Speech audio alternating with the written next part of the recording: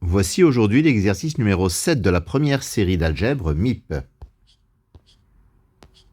Alors l'énoncé est le suivant. E est l'ensemble des triplés x, y, z de R3 tels que x plus y plus z égale à 0. Et F l'ensemble des x, y, z de R3 tels que x moins y plus 2z égale à 0. Premièrement, montrez que E est un sous-espace vectoriel de R3. Déterminez la dimension ainsi qu'une base de E. Deuxièmement, montrez que F est un sous-espace vectoriel de R3. Déterminez la dimension ainsi qu'une base de F. Troisièmement, déterminez une base de E inter F et une base de E plus F. Alors pour E, c'est l'ensemble des x, y, z de R3 tels que x plus y plus z égale à 0. X, y, z appartient à E, ça signifie que donc x plus y plus z égale 0. C'est-à-dire x égale moins y moins z.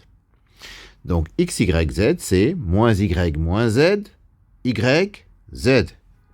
C'est-à-dire y facteur de moins 1, 1, 0, plus z facteur de moins 1, 0, 1. Donc E est l'espace vectoriel engendré par moins 1, 1, 0 et moins 1, 0, 1.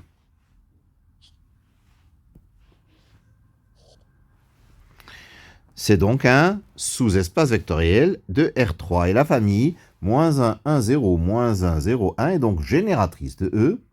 Et comme les vecteurs ne sont pas proportionnels, elle est libre. Donc c'est une base de E et la dimension de E c'est 2.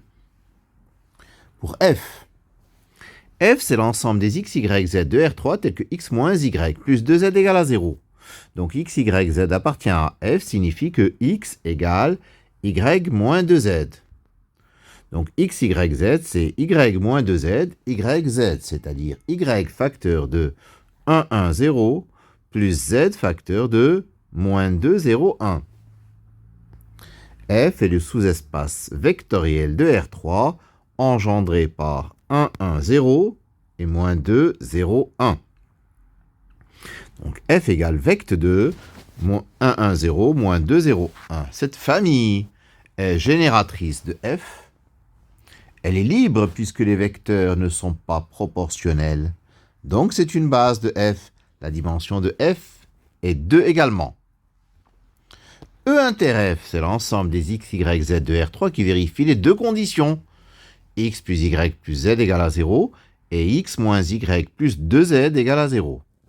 Donc x, y, z appartient à E inter F si et seulement si.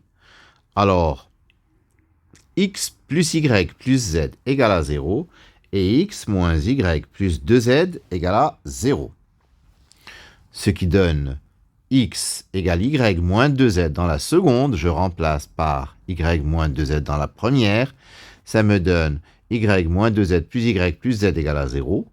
Donc ça fait 2y moins z égale à 0 et x égale y moins 2z.